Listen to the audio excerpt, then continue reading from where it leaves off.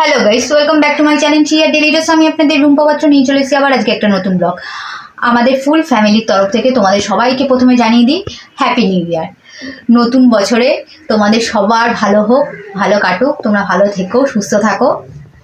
সবাইকে আমাদের পরিবারের তরফ থেকে তোমাদের সবাইকে হ্যাপি নিউ ইয়ার। তো চলো, আজকে অনেক কিছু রান্নাবান্না করেছি কালকের মতনই।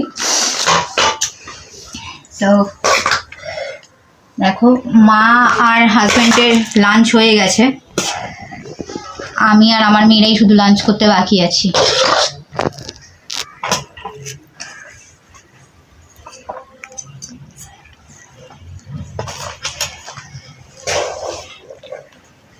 হাতা দিয়ে ভাত উঠতে উঠতে অনেকক্ষণ টাইম লেগে যাবে ভাই, এর জন্য হাত দিয়ে তাড়াতাড়ি ফাস্ট হয়ে যাবে। তোমরা ভেবো না আবার হাতটা ধোয়া টোয়া নেয় না, সমস্তটাই ধোয়া টোয়া।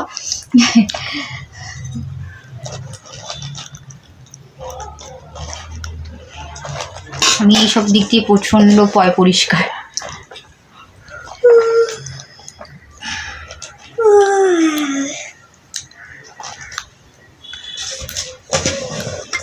আজকে অনেক কিছু রান্না বান্না করেছি।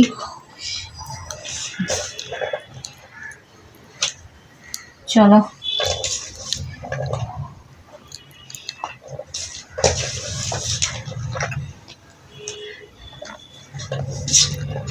এই আমার বর থাকলে রাঁধতে আমার প্রচণ্ড দেরি হয়ে যায়। এত ফরমাইশ করে, এত ফরমাইশ করে, ওর ফরমাইশ খাটতে খাটতে আমার অবস্থা খারাপ হয়ে যায়।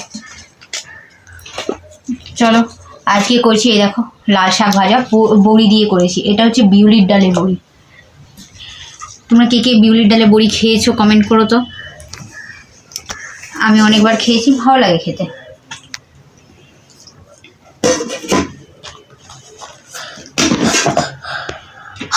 আর করেছি এটা হচ্ছে আমাদের গাছের কুমড়ো। তো এটা কুমড়োটা ভর্তা করেছি। কুমড়োটা এত মিষ্টি, এত মিষ্টি যে কী বলবো। এতগুলো লঙ্কা দিয়েছি, তা সত্ত্বেও কুমড়োটা প্রচণ্ড পরিমাণে মিষ্টি। শুকনো লঙ্কা 6টা দিয়েছি, কাঁচা লঙ্কা 3টে দিয়েছি, 4টে দিয়েছি।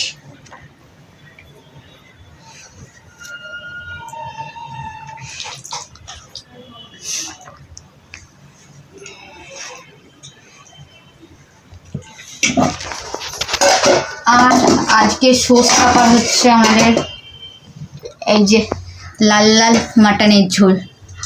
মাটন দেখতেই পাচ্ছ। ব্যাস, আজকে এই রান্না। তো চলো লাঞ্চ করে নিই, লাঞ্চ করার পর তোমাদের সাথে আবার দেখা হচ্ছে। তো দেখো, রাত্রিবেলা এখানে চিকেন পকোড়া করছি। সেদিনকা করা হয়নি, কারণ এত কিছু করা হয়েছিল 31-এ। তো 1 জানুয়ারির দিন আমরা সব চিকেন পকোড়া করে খাচ্ছি। তো তারপরে এখানে আবার একটু মাটন চর্বির কিমাটা নিয়ে নিয়েছি। চর্বিটাকে কিমা কিমা করেছি। তো ওটা দিয়ে আমি ঘুগনি বানাবো, চর্বির ঘুগনি। কে কে খেতে ভালোবাসো বলতো খাসির মাংসের চর্বির ঘুগনি? আমার তো দারুণ লাগে, আমি খুব ভালোবাসি, আমার ফ্যামিলি মেম্বারও সবাই খুব ভালোবাসে। তো এখানে আমি ওই চর্বির ঘুগনিটা বানাচ্ছি খাসির মাংসের। আমার দারুণ লাগে খেতে। আর তো রাতের ডিনার হচ্ছে ওই রাত্রিবেলা লুচি আর হচ্ছে চর্বির ঘুগনি, ব্যাস।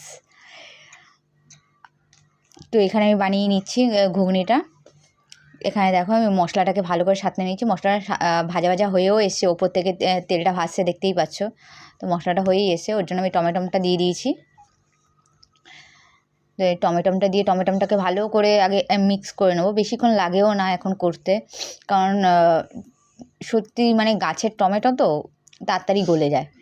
তো আমি এখানে হলুদ, একটু ধনের গুঁড়ো দিয়েছি, আর হচ্ছে নুন দিয়েছি, আর লঙ্কার গুঁড়ো। আমি শুকনো লঙ্কা বেটেও দিয়েছি, কারণ তোমরা ভালো করেই জানো, যারা যারা আমার ব্লগ দেখো, আমরা খুব ঝাল খাই। তো এখানে আমি লঙ্কার গুঁড়োও দিয়ে দিয়েছি, নুন দিয়ে দিলাম স্বাদ মতো। আর আমি একটুখানি মিট মশলা দিয়ে নেবো, যেহেতু এটা খাসির মাংসের চর্বি দিচ্ছি, তো একটা কীরকম একটা স্মেল থাকে না, তাই মিট মশলাটা দিলে না সেই স্মেলটা আর আসে না। তো আর হচ্ছে আমি চানা মশলাও একটু দিয়ে দেবো ঘুগনির মধ্যে। আমি ঘুগনির মধ্যে একটু চানা মশলাও অ্যাড করি, বেশি না, অল্প করেই করি। বেশ একটা চটপটা চটপটা একটা ফ্লেভার আসে খেতে। তো এখানে তারপর আমি চর্বিগুলোকে ছেড়ে দিয়েছি, দিয়ে ভালো করে মশলার সাথে আগে ভেজে নেব। চর্বিটাকে।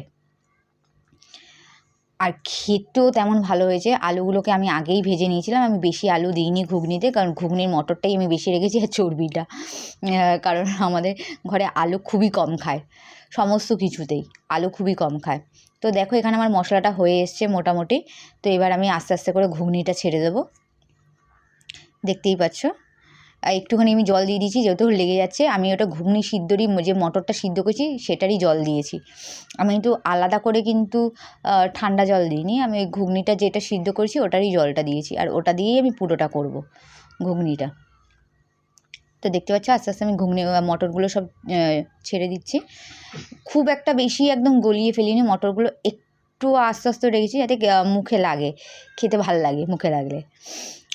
তো ভালো করে আমি এই দেখো আমি এখানে সমস্তটা দিয়ে দিচ্ছি ঘুগনিগুলো, দিয়ে ব্যাস ঘুগনিটাকে একটু স্টিম করতে দেবো। আলুটা তো ভাজাতেই সিদ্ধ হয়ে গেছে, তো যেহেতু চর্বিগুলো ভালো করে যাতে ঘুগনির সাথে মিশে, তাই জন্য একটু বসিয়ে স্টিম করে নেবো ব্যাস। আর কিছু না, নামানোর সময় ধনেপাতা কুচি আর গরম মশলার গুঁড়ো দিয়ে নামিয়ে নিয়েছি, হয়ে গেছে আজকে রাতের মেনু। 1 জানুয়ারি, 1 জানুয়ারিতে আমরা এটাই খেয়েছি। আর কোথাও ঘুরতে যাইনি, যে পরিমাণে ঠান্ডা পড়েছে আমি মেয়েদের নিয়ে বেরোই না, কারণ আমার বড় মেয়ের শ্বাসকষ্ট আছে আর আমার বরেরও শ্বাসকষ্ট আছে, এই জন্য। দেখো ঘুগনি হয়ে গেছে। এখানে আমি বর যেহেতু লুচি খায় না, বর লুচি খেতে চায় না, পরোটা করলেও দেখবে আমি ওকে সেঁকে দিই, আমার বর যদি থাকে আমি ওকে সেঁকে দিই, তাই ওর জন্য আমি রুটি করে নিচ্ছি। আটাটা সকালেই মাখা ছিল, মেখেছিলাম, তো ওকে আমি রুটি করে দিচ্ছি। রুটি করার পর তারপরে আমরা এখানে লুচি করব। তো দেখো আগে আমি আমার বরকে দিয়ে দিচ্ছি খাবারটা। খেতেও তেমন ভালো হয়েছে ঘুগনিটা। তো এখন দেখো, এখন আমি লুচি প্রিপারেশান করছি। তো বেশি কটা করিনি, কারণ পকোড়া ফকোড়া খেয়ে সবারই পেটটা একদম পুরো ভর্তি ছিল। তো এই 10টা মতো লুচি করেছি, মা আর মেয়েতে হয়ে যাবে, মেয়েদের দুজনের ব্যাস।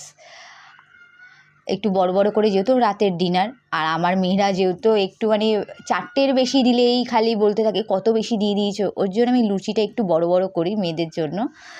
এটা এরকম যারা মারা আছো তারা জানোই, তারা এইভাবে বাচ্চাদের খাওয়াও, কী করবে। তো ব্যাস ফুলকো ফুলকো লুচির সাথে চর্বি ঘুগনি দিয়ে রাতের ডিনারটা জমে গেছে আমাদের। তো চলো সবাইকে আবার একবার বলে দিই হ্যাপি নিউ ইয়ার। নিউ ইয়ারটা তোমাদের ভালো করে কাটুক। চলো bye bye, love you all, thank you for watching.